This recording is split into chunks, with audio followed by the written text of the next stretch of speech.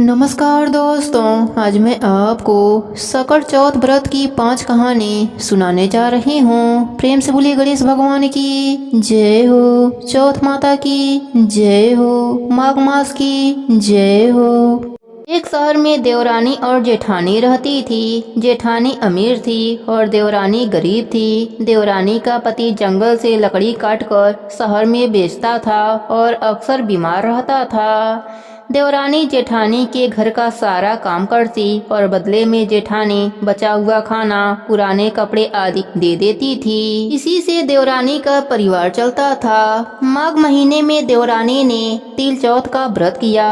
5 रुपए के तिल व गुड़ लाकर तिलकुटा बनाया। पूजा करके चौथ की कथा सुनी और तिलकुटा झीके में रख दिया और सोचा चाँद उगने पर तिलकुटे का भोग लगाकर कुछ खाऊंगी। कथा सुनकर वह जेठानी के घर चली गई। खाना बनाकर जेठानी के बच्चों से खाना खाने के लिए कहा तो बच्चे बोले जब माँ खाएगी तब हम भी खा लेंगे। फिर जेठ जी को खाना खाने के लिए कहा तो वह भी बोले मैं अकेला नहीं खाऊंगा, जब सब खाएंगे तब मैं भी खा लूंगा।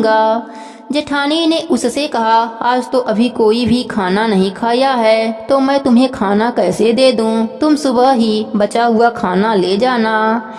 देवरानी के घर पर पति बच्चे सभी आस लगाए बैठे थे कि आज तो त्योहार है, माँ आएगी तो बहुत कुछ खाने को मिलेगा। परंतु जब बच्चों को पता चला कि आज तो रोटी भी नहीं मिलेगी तो बच्चे रोने लगे। उसके पति को भी बहुत गुस्सा आया। कहने लगा सारा दिन काम करके भी 2 रोटी नहीं ला सकती तो काम क्यों करती हो।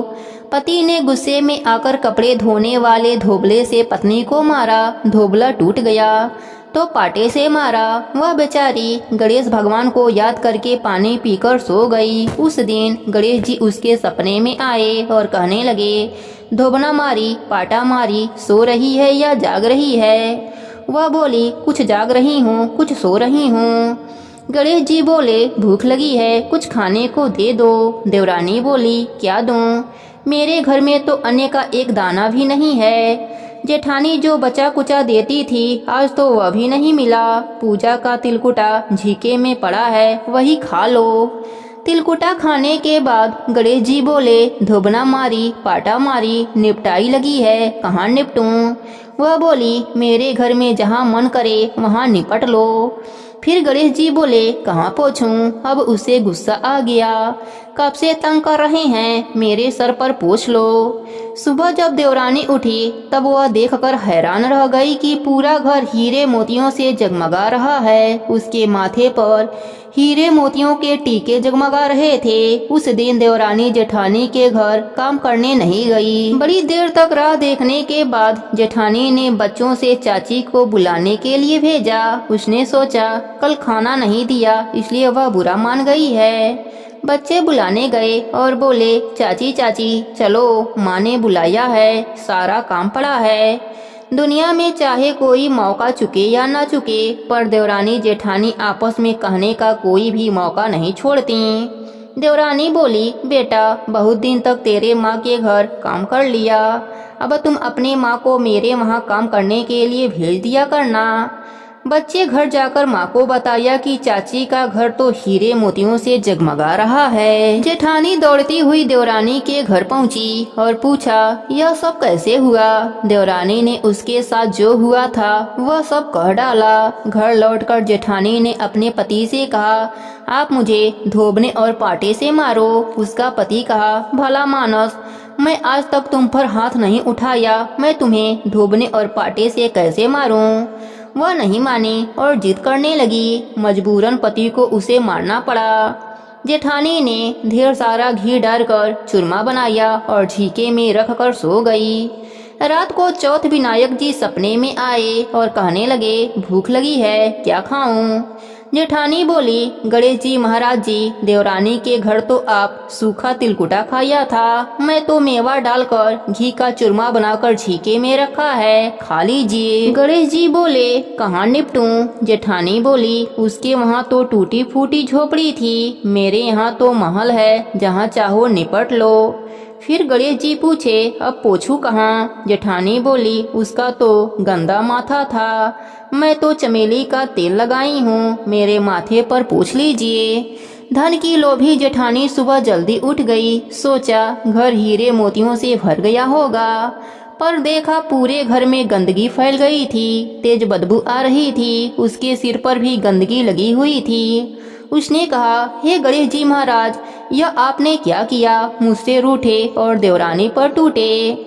जेठानी ने सफाई करने की बहुत कोशिश करी, परंतु गंदगी और ज्यादा फैलती गई। जेठानी के पति को मालूम चला तो वह भी बहुत गुस्सा हुआ और बोला, तेरे पास सब कुछ था, पर तेरा मन नहीं भरा, देख तेरे लालच का नतीजा। परेशान होकर जेठानी गणेश जी से विनती करने लगी, माफी मांगने लगी। गणेश जी ने कहा, देवरानी से जलने के कारण और लोभ से तूने जो किया, यह उसी का नतीजा है। इस प्रकार जेठानी को सबक सिखाते हुए गणेश जी ने अपनी माया समेट ली। हे गणेश जी महाराज, जैसे आपने देवरानी पर कृपा करी, वैसे ही अपने सभी भक्तों पर अपनी कृपा बनाए रखना। सबके व्रत को पूर्ण करना, सबके घर में रिद्धि सिद्धि का वास करना। कहानी अधूरी हो तो पूरी करना, पूरी हो तो मान रखना। प्रेम से बोलिए गणेश भगवान की जय हो। प्राचीन समय की बात है। एक गांव में एक सास बहू रहती थीं। उनका बेटा विदेश में नौकरी करने गया था। सास बहू को लाड से रखती थी।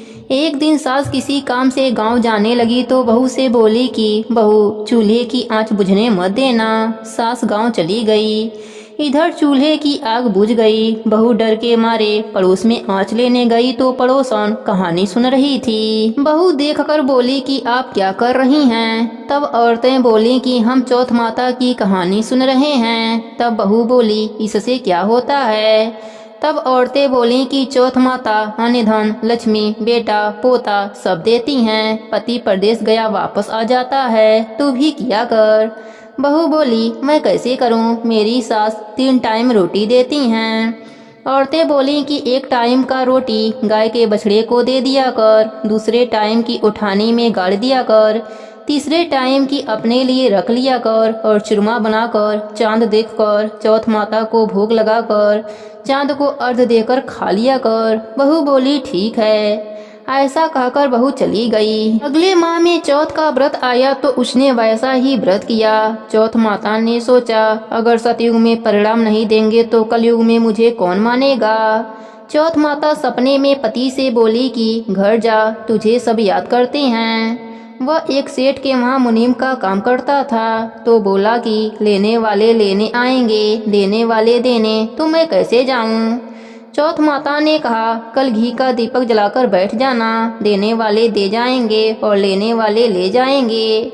पति ने ठीक वैसा ही किया और सेठ से हिसाब करके घर आने लगा। रास्ते में एक सांप मिला। बोला, मैं तुम्हें खाऊंगा। उसने कहा, मैं अपने घर वालों से मिल लूं, फिर तुम मुझे खा लेना। वह घर आ गया। पत्नी ने दरवाजा खोला पर वह किसी से कुछ नहीं बोला। वह जाकर सो गया। उस दिन चौथ का दिन था। पत्नी ने व्रत रखा था। वह जौ देख रही थी। वहीं पटरे पर चौथ, आंखें, चूरमा, दीपक सब रखा था। वह सांप घर में आ गया और उस लड़के के कमरे में चला गया। चौथ माता ने सोचा, यह सांप इसको खा जाएगा, कुछ करना चाहिए। तब दीपक ढाल बन गया, आंखों का तलवार बन गया और सांप को काटकर ढाल से ढक दिया। पति यह सब देख रहा था। सांप के मर जाने के बाद पत्नी से बोला। तब पत्नी बोली, आप तो मुझसे बोले ही नहीं। तब पति बोला, क्या बोलता? यह देख, मेरा काल मेरे साथ आया था, वह मर गया। फिर दोनों ने आपस में खूब बातें करी। सुबह उठा तो माँ से बोला कि माँ, मेरे जाने के बाद कुछ धर्म कर्म करती थी। माँ बोली, नहीं बेटा, तू था तो मंदिर चली जाती थी, पर तेरे जाने के बाद तो कुछ भी नहीं किया। फिर उसने कहा, बहू से पूछो। माँ बोली, यह क्या करेगी? इसको तो मैं 3 समय खाना देती थी। बहू ने कहा, मैं करती थी। सास बोली, क्या करती थी? बहू बोली, मैं चौथ का व्रत करती थी। सास ने कहा, क्या सबूत है? वह बोली कि बछड़े से पूछ लो। बछड़ा ने मुंह खोला तो मुंह में से हीरे मोती झरने लगे। फिर बहू बोली, उठाने में देख लो। उठाने को खोदकर देखा गया तो रोटी की जगह सोने चांदी के ढेर मिले। तीसरे बनिए से पूछ लो। बनिए की बात भी सही निकली। सास बोली, क्या चौथ माता ऐसी हैं? बहू बोली, हाँ, चौथ माता सबका भला करती हैं, सुख सौभाग्य देती हैं, सबकी रक्षा करती हैं। हे चौथ माता, जिस प्रकार आपने बहू पर अपनी कृपा करी, वैसे ही सब भक्तों पर अपनी कृपा बनाए रखना। कहानी अधूरी हो तो पूरी करना, पूरी हो तो मान रखना। प्रेम से बोली चौथ माता की जय हो। एक सेठ सेठानी थे। उनका एक बेटा और बहू थी। बहू सबको भोजन करा के फिर स्वयं भोजन करती थी। एक पड़ोसन ऐसी भी थी जो रोज बहू से पूछती कि बहू आज क्या बनाया खाया। बहू कहती ठंडो बासी। एक दिन उसके पति ने ऐसा सुनकर विचार किया कि आज तो पकवान बनाया जाए, फिर देखें कि मेरी पत्नी क्या कहती है। उसने तरह तरह के पकवान बनवाए और घर के सभी लोगों ने एक साथ भोजन किया। आज भी पड़ोसन ने पूछा तो बहू ने कहा ठंडो बासी। सेठ के लड़के ने सोचा हो ना हो कोई बात अवश्य है जिससे कि मेरी पत्नी ऐसा कहती है। उसने पत्नी से पूछा तुम रोज ठंडो बासी खाया ऐसा क्यों बोलती हो, जबकि हम सबने एक साथ बैठकर कई तरह के पकवान खाए। उसकी पत्नी बोली आपने जो खाया वह बाप बूढ़ों की कमाई है। जिस दिन आप कमा कर लाओगे उस दिन मैं समझूंगी कि ताज़ा भोजन कर रही हूँ। अब एक दिन लड़के ने माँ से कहा कि माँ मैं बड़े शहर में कमाई करने जा रहा हूँ। माँ बोली बेटा अपने पास इतना धन है कि खाया नहीं खुटेगा। माँ के मना करने पर भी बेटे ने स्वयं कमाने का दृढ़ निश्चय कर लिया और जाते समय पत्नी से बोला कि मैं जब तक कमाकर बहुत सा धन लेकर न आ जाऊं तुम चूल्हे की आग बुझने मत देना। एक दिन चूल्हे की आग बुझ गई तो वह मन ही मन घबराने लगी, कहीं मेरे पति पर संकट तो न आन पड़ा। पत्नी जल्दी से पड़ोस में से आंच लाकर चूल्हे में रख दूं, ऐसा विचार करके पड़ोस में गई। वहां पड़ोसन ने कहा थोड़ी देर में आकर ले जाना। बहू ने पड़ोसन से पूछा आप यह व्रत क्यों करती हैं, इससे क्या मिलता है? पड़ोसन ने कहा चौथ माता के इस व्रत को करने से अन्य लक्ष्मी मिले और सभी मनोकामनाएं पूरी हो जाती हैं। अब बहू भी चौथ माता का व्रत करने लगी। दीवार पर चौथ माता बनाई। उस दिन घी गुड़ का चूरमा बनाकर रात्रि को चंद्रमा को अर्घ देकर भोजन करती थी। ऐसा करते करते बहुत दिन हो गए। चौथ माता ने उस बहू के पति को सपना दिया कि साहूकार का बेटा तू जागे कि सोवे, तेरी पत्नी बहुत याद करती है, घर जाकर उसकी चिंता मिटा। तू दुकान खोलकर कप्पू केसर का पलगा बना के बैठ जाना, आज तेरा हिसाब किताब चुकता हो जाएगा। अब तो चौथ माता ने जैसा कहा था वैसा ही हुआ। उसने घर जाने की तैयारी कर ली और गाड़ी भर के धन दौलत लेकर चल दिया। रास्ते में एक बड़ा सा काला नाग फन फैलाए बैठ गया और कहने लगा आज मैं तुम्हें डसूंगा, छोड़ूंगा नहीं, आज तेरी आयु पूरी हो गई है। सेठ के लड़के ने कहा आज चौथ माता ने मुझे सपना दिया तो मैं पत्नी से मिलने के लिए घर जा रहा हूँ। वहाँ मेरी पत्नी बहुत चिंता कर रही है, मैं उससे मिलकर जरूर आऊँगा, तब तुम मुझे डस लेना। नाग ने कहा तुम शपथ पूर्वक कहकर जाओ तो मैं तुम्हें जाने दूंगा, परंतु लौट कर नहीं आए तो मैं तुम्हारे घर आकर तुम्हें डस लूंगा। इस प्रकार सर्प को वचन देकर वह अपने घर पहुंचा। वहां सभी से हंसी खुशी से मिला और भोजन करने उदास होकर बैठ गया। उसकी पत्नी उदास होने का कारण पूछा तो पति ने काले नाग वाली बात बताते हुए कहा कि यदि मैं उसके पास नहीं जाऊंगा तो वह घर आकर ही मुझे डस लेगा। पत्नी बहुत चतुर थी। उसने कहा कि आप घबराओ मत, लेट जाओ, मैं एक उपाय करती हूँ। पत्नी ने कमरे की 7 पेढ़ी धोई। पहली पेढ़ी पर रेत, दूसरी पर इत्र, तीसरी पर गुलाल फूल, चौथी पर कक्कू केसर, 5वीं पर लड्डू पेड़ा, 6वीं पर गादी गलीचा और 7वीं पेढ़ी पर दूध का कटोरा भरकर रख दिया। इस प्रकार वह 7 ही पेढ़ी सजाकर बैठ गई। आधी रात होते ही नाग आकर पेढ़ी चढ़ने लगा। पहली पेढ़ी पर रेत में लौट गया और कहने लगा कि सेठ की बहू आराम तो बहुत दिया पर बचनों से बंधा हूँ, सो डसूंगा अवश्य ही। इसी प्रकार 7 पेढ़ियों पर नाग आराम करता हुआ और कहता हुआ कि डसूंगा जरूर कमरे में जाने ही वाला था कि चौथ माता ने विचार किया कि मैं इसे नहीं बचाऊंगी तो संसार में धर्म कर्म और व्रत पूजन को कौन मानेगा। अब गणेश जी, चंद्रमा जी और चौथ माता ने उसे बचाने का विचार बनाया। चंद्रमा जी उजाला किए, चौथ माता ढाल बनी और गणेश जी ने तलवार लेकर नाग को मार दिया और ढाल से ढक दिया।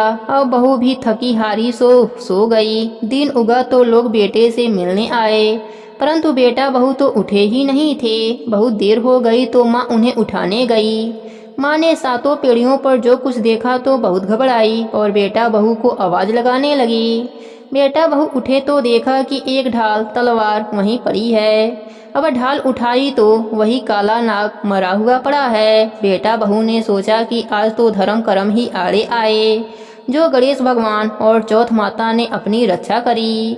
हे चौथ माता, जैसे आपने सेठ के बेटे की रक्षा करी, वैसे ही अपने सभी भक्तों पर अपनी कृपा बनाए रखना। सबके व्रत को पूर्ण करना, कहानी अधूरी हो तो पूरी करना, पूरी हो तो मान रखना। प्रेम से बोले चौथ माता की जय हो, गणेश भगवान की जय हो। एक नगर में एक बुढ़िया माई रहती थी। वह अपने बेटे की सलामती के लिए 12 महीनों की चौथ का व्रत करती थी। हर चौथ को पंसारी से थोड़ा सा गुड़ और घी लाकर 4 लड्डू बनाती, एक बेटे को देती, एक से पूजा करती, एक हथकार के लिए निकालती और एक चांद उगने पर खुद खा लेती थी। एक बार उनका बेटा ताई से मिलने गया। ताई ने भादड़ी चौथ का व्रत रखा था। ताई से बोला, माँ तो 12 चौथ करती है। ताई बोली, तेरी माँ तेरी कमाई से तरमाल खाने के लिए 12 चौथ करती है, तू परदेश जाए तो वह एक भी चौथ न करे। लड़के को लगा ताई सच कह रही हैं। घर आकर माँ से कहा, मैं परदेश जा रहा हूँ, यहाँ तू मेरी कमाई खाने पीने में उड़ा देती है। माँ ने समझा कर रोकना चाहा, पर बेटा नहीं माना। माँ ने उसे साथ ले जाने के लिए चौथ माता की आंखें दिए और कहा, मुसीबत में यह आंखें तेरी मदद करेंगे। वह आंखें लेकर रवाना हो गया। घूमते हुए एक नगर में पहुंचा। उसने देखा एक बढ़िया माई रो रही हैं और पुआ बना रही हैं। उसने कारण पूछा तो बढ़िया माई ने कहा, बेटा, इस नगर की पहाड़ी पर एक दैत्य रहता है। पहले वह नगर में आकर कई लोगों को खाने के लिए मार देता था, इसलिए यहाँ का राजा उसे खाने के लिए हर घर का एक आदमी उसके पास भेजता है। और आज मेरे बेटे की बारी है, इसलिए रो रही हूँ और उसी के लिए पुआ बना रही हूँ। वह बोला, तू पुए मुझे खिला दे, तेरे बेटे की जगह मैं चला जाता हूँ। बढ़िया माई ने खीर पुए उसे खिला दिए। खा पी कर वह सो गया। रात को राजा के सैनिक आए तो बढ़िया माई ने उसे भेज दिया। दैत्य के सामने पहुंचने पर उसने चौथ माता की आंखें दैत्य की तरफ फेंक कर कहा, हे चौथ माता, यदि मेरी माँ मेरी सलामती के लिए व्रत करती हैं तो दैत्य का सिर कटकर गिर जावे। तुरंत दैत्य का सिर कट गया। लड़का वापस आ गया। राजा ने उसे उपहार देकर विदा किया। चलते हुए एक दूसरे राजा के नगर में पहुंचा। इस राज्य में आंवला तभी पकता था जब एक इंसान की बलि दी जाती थी। सिपाहियों ने उसे पकड़कर आमे में चुन दिया। लड़के ने आंखें आमे में डाले और कहा, हे चौथ माता, यदि मेरी माँ मेरे लिए व्रत करती हैं तो आमा मेरे बलि के बिना ही झट से पक जावे। आमा तुरंत पक गया। आमे में से मिट्टी की जगह सोने चांदी के बर्तन निकले। अंदर से लड़का बोला, बर्तन धीरे धीरे निकालना, मुझे लग जाएगी। राजा ने उसे निकलवाया और पूछा, इस आमे से तुम बच कैसे गए? लड़के ने बताया कि उसकी माँ चौथ माता का व्रत करती हैं, व्रत के कारण ही वह बच पाया है। राजा को विश्वास नहीं हुआ। उसने एक चांदी की सुराही मंगवाई और कहा कि सुराही की नली से निकलकर दिखाओ, तभी मुझे विश्वास होगा। लड़के ने चौथ माता को याद करके आंखें सुराही में डाले और कहा, मैं भौरा बनो, सुराही से निकलूं। लड़का भौरा बनकर सुराही से निकल गया। राजा खुश होकर राजकुमारी की शादी उसके साथ करवा दी और सभी लोगों को चौथ माता का व्रत करने के लिए कहा। उसे माँ की याद आई। उसने राजा के पास जाकर खुद के नगर जाने की इच्छा जाहिर करी। राजा ने रथ, घोड़ा, हाथी और खूब सारा दान दहेज देकर उन्हें विदा किया। चौथ के दिन अपने नगर पहुंचा। वह अकेला पंसारी के वहां माँ का इंतजार करने लगा। सोचा, चौथ का दिन है तो माँ यहाँ जरूर आएंगी। थोड़ी देर बाद लकड़ी टेकती हुई माँ आती दिखी। उसकी माँ की आंखों में जाले आने के कारण दिखना कम हो गया था। लड़के ने जानबूझकर अपना पैर लकड़ी में लगा दिया और कहने लगा, बलरे पूत काटी, मेरे पैर में लगा दी। माँ ने उसे नहीं पहचाना, कहने लगी, भैया मुझे चाहे कितनी भी गाली निकालो पर मेरे बेटे को कुछ मत कहना। बेटा माँ के चरणों में गिर पड़ा, कहा, माँ मैं तेरा ही बेटा हूँ, मुझे माफ कर दो। माँ ने उसे गले से लगा लिया। नगर के लोगों ने विश्वास नहीं किया कि वह उसी का बेटा है। बुढ़िया माई ने चौथ माता को याद करके कहा, हे चौथ माता, यदि मैं अपने बेटे के लिए व्रत करती हूँ तो मेरे स्तन में दूध भर जावे और उसकी धार मेरे बेटे के मुंह में गिरे। माँ के स्तन से दूध की धार निकलकर बेटे के मुंह में गिरने लगी। लोग चौथ माता की जय जयकार करने लगे। इस नगर के सभी लोग चौथ माता का व्रत करने लगे। हे चौथ माता, जैसे आपने बुढ़िया माई और उनके बेटे की सहायता करी वैसे ही हमारी भी करना। अपने सभी भक्तों पर अपनी कृपा बनाए रखना, सबके व्रत को पूर्ण करना।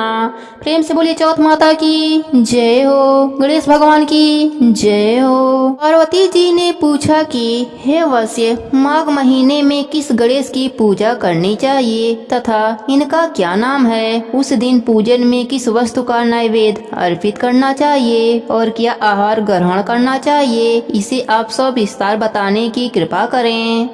गणेश जी ने कहा, हे माता, माघ मास में भालचंद्र नामक गणेश की पूजा करनी चाहिए। इनका पूजन खडोपचार विधि से करना चाहिए। हे माता पार्वती, इस दिन तिल के 20 लड्डू बना लें, 5 लड्डू देवता को चढ़ाएं, शेष 5 ब्राह्मण को दान देवें। ब्राह्मण की पूजा भक्ति पूर्वक करके उन्हें दक्षिणा देने के बाद उन 5 लड्डुओं को उन्हें प्रदान कर दें। हे देवी, 20 तिल के लड्डुओं का आहार स्वयं करें। इस संबंध में मैं आपको राजा हरिश्चंद्र का वृतांत सुनाता हूँ। सतयुग में हरिश्चंद्र नामक एक प्रतापी राजा हुए थे। वे छात्र धर्म में पट्टू, सरल स्वभाव, सत्यनिष्ठा और विद्वान ब्राह्मणों के पूजक थे। हे देवी, उनके शासक में अधर्मी नाम की कोई वस्तु नहीं थी। उनके राज्य में कोई अपाहिज, दरिद्र या दुखी नहीं था। सभी लोग आदि व्याधि से रहित एवं दीर्घायु होते थे। उन्हीं के राज्य में एक ऋषि शर्मा नामक तपस्वी ब्राह्मण रहते थे। एक पुत्र की प्राप्ति होने के बाद ही वे स्वर्गगामी हुए। पुत्र का भरण पोषण उनकी पत्नी करने लगीं। वह विधवा ब्राह्मणी भिक्षाटन के द्वारा पुत्र का पालन पोषण करती थी। उस ब्राह्मणी ने माघ मास की संकटा चतुर्थी का व्रत किया।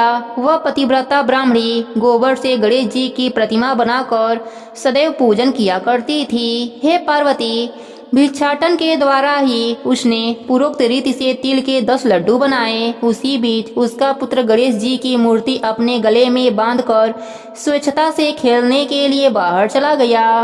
तब एक नर पिचास कुम्हार ने उस ब्राह्मणी के 5 वर्षीय बालक को जबरन पकड़कर अपने आमा में छोड़कर मिट्टी के बर्तनों को पकाने के लिए उसमें आग लगा दी। इधर उसकी माता अपने बच्चे को ढूंढने लगी। उसे न पाकर वह बड़ी व्याकुल हुई। वह ब्राह्मणी विलाप करती हुई गणेश जी की प्रार्थना करने लगी, हे गणेश जी, हे विशाल शरीर वाले, हे सूर्य नारायण की लीला के सदिश क्रांतिशाली, हे सुंदर जटा समूह को धारण करने वाले, आप इस दुखनी की रक्षा कीजिए। हे गजानन, हे 4 भुजाधारी, हे मस्तक में चंद्रमा को धारण करने वाले, हे विनायक देव, हे अनाथों के नाथ, हे वरदायक, मैं पुत्र के वियोग में व्यथित हूँ, आप मेरी रक्षा कीजिए। वह ब्राह्मणी इसी प्रकार आधी रात तक विलाप करती रही। प्रातः काल होने पर कुम्हार अपने पके हुए बर्तनों को देखने के लिए आया। जब उसने आमा खोलकर देखा तो उसमें जांग भर पानी जमा हुआ पाया और इससे भी अधिक आश्चर्य उसे हुआ जबकि उसमें बैठे एक खेलते हुए बालक को देखा। ऐसी अद्भुत घटना देखकर वह भयवश कांपने लगा और इस बात की सूचना उसने राज दरबार में दी। उसने राज्यसभा में अपने कुकृत का वर्णन कर दिया। कुम्हार ने कहा कि हे महाबाहु, हे प्रज्वलित अग्नि के समान तेजवान, हे महाराज हरिश्चंद्र, मैं अपने दुष्कर्म के लिए वध के योग्य हूँ। उसने आगे कहा, हे महाराज, कन्या के विवाह के लिए मैंने कई बार मिट्टी के बर्तन पकाने के लिए आमा लगाया, परंतु मेरे बर्तन कभी भी नहीं पके और सदैव कच्चे ही रह जाते थे।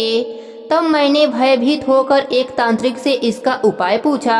उसने कहा कि चुपचाप किसी लड़के की तुम बलि चढ़ा दो, तुम्हारा आमा पक जाएगा। मैंने सोचा कि मैं किसके बालक की बलि दूं? जिसके बालक की बलि दूंगा वह मुझे जीवित नहीं छोड़ेगा। इसी भय से हे महाराज मैंने विधवा ब्राह्मणी के बालक को बलि देने की बात सोची। मैंने दृढ़ निश्चय किया कि इसे ही बैठाकर आग लगा दूंगा। मैंने अपने पत्नी से परामर्श किया कि ऋषि शर्मा ब्राह्मण मृतक हो गए हैं, उनकी विधवा पत्नी भीख मांगकर अपना गुजारा करती है। अरे वह लड़के को लेकर क्या करेगी? मैं यदि उसके पुत्र की बलि दे दूं तो मेरे बर्तन पक जाएंगे। मैं इस जघन्य कर्म को करके रात में निश्चिंत होकर सो गया। प्रातः जब मैंने आमा खोलकर देखा तो क्या देखता हूँ कि उस लड़के को मैं जिस स्थिति में बैठाया था वह उसी स्थिति में निर्भय होकर बैठा है और उसमें जांघ भर पानी लगा हुआ है। इस भयावह दृष्टि से मैं कांप उठा और इसकी सूचना देने के लिए आपके पास आया हूँ। कुम्हार की बात सुनकर राजा बहुत ही विस्मित हुए और उस लड़के को देखने के लिए आए। बालक को प्रशंसा पूर्वक खेलते हुए देखकर मंत्री से राजा ने कहा कि यह क्या बात है, यह किसका लड़का है? इस बात का पता लगाओ। इस आमे में जांघ भर पानी कहाँ से आया? इसमें कमल के फूल कहाँ से खिल गए? इस दरिद्र कुम्हार के आमे में बैद्रुमणि के समान हरी हरी धूप कहाँ से उग आई? बालक को न तो आग की जलन हुई न तो इसे भूख प्यासी लगी है। यह आमे में भी वैसे ही खेल रहा है मानो अपने घर में खेल रहा हो। राजा इस तरह की बात कह ही रहे थे कि वह ब्राह्मणी वहाँ बिलखती हुई आ पहुँची।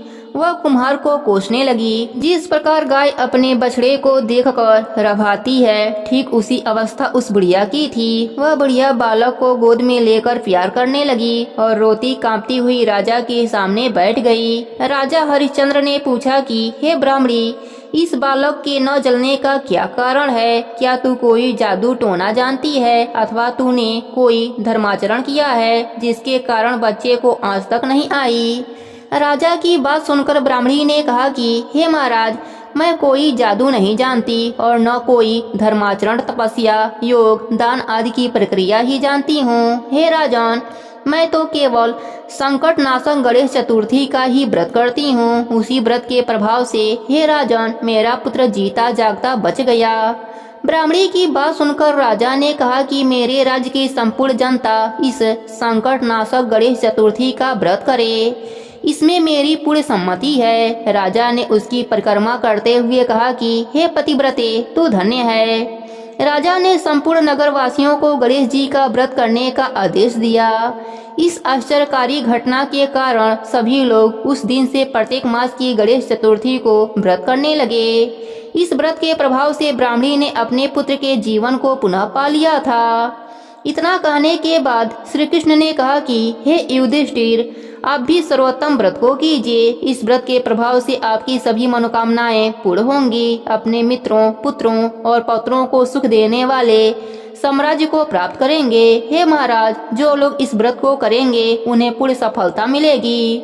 भगवान कृष्ण की बात से युधिष्ठिर बहुत प्रसन्न हुए और माघ कृष्ण गणेश चतुर्थी का व्रत करके निष्कंटक राज्य भोगने लगे। हे गणेश जी महाराज, जैसी कृपा आपने बुढ़िया पर करी वैसे ही कृपा आप अपने सभी भक्तों पर करना। सबके व्रत को पूर्ण करना। कहानी अधूरी हो तो पूरी करना, पूरी हो तो मान रखना। प्रेम से बोलिए गणेश भगवान की जय हो।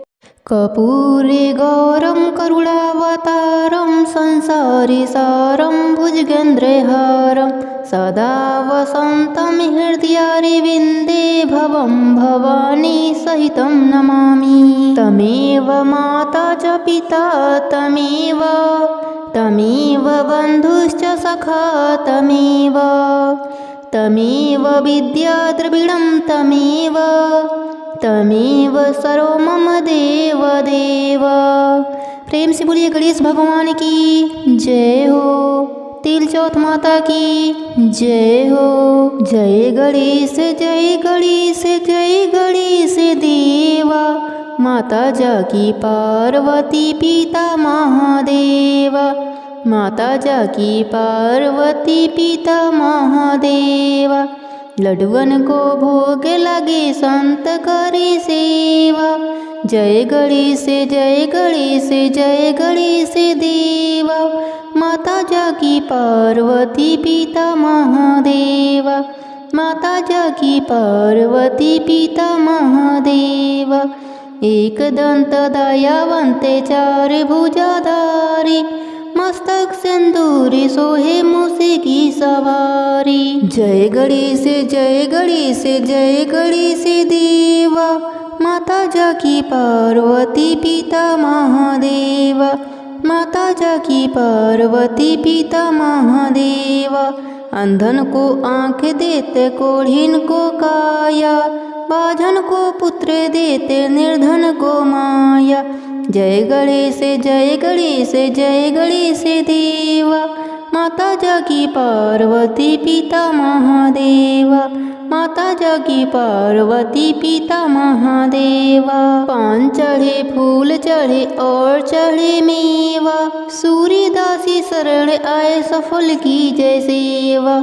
जय गणेश जय गणेश जय गणेश देवा। माता जागी पार्वती पिता महादेवा।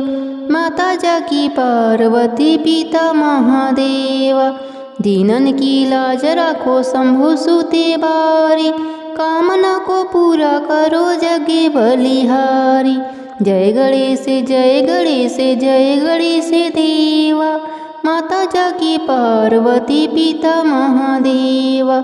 माता जागी पार्वती पिता महादेवा। प्रेम से बोलिए गणेश भगवान की जय हो। चौथ माता की जय हो। ओम जय चौथ माता मैया जय चौथ माता। जो कोई तुमको ध्यावते पार उतर जाता। हम सब की माता हो तुम हो रुद्राणी। तुम्हारे यश को गामे हम सारे प्राणी। प्रत्येक बदी चतुर्थी को जो मनुष्य व्रत करे। प्रगति होए निरंतर दुख जा दूर परे। रहे प्रसन्न हमेशा ऐसे नर नारी। गणपति बने कृपालु विघ्न टरे भारी। चौथ माता की आरती जो नारी नित्य गावे। कहत भक्त आशा रानी मन वांछित फल पावे। प्रेम से बोलिए चौथ माता की जय हो। ओम जय श्री चौथ मैया बोलो जय श्री चौथ मैया। सच्चे मन से सुमिरे सब दुख दूर भया। ओम जय श्री चौथ मैया बोलो जय श्री चौथ मैया। ऊंचे पर्वत मंदिर शोभा अति भारी। देखते रूपे मनोहर असुरन भयकारी। ओम जय श्री चौथ मैया बोलो जय श्री चौथ मैया।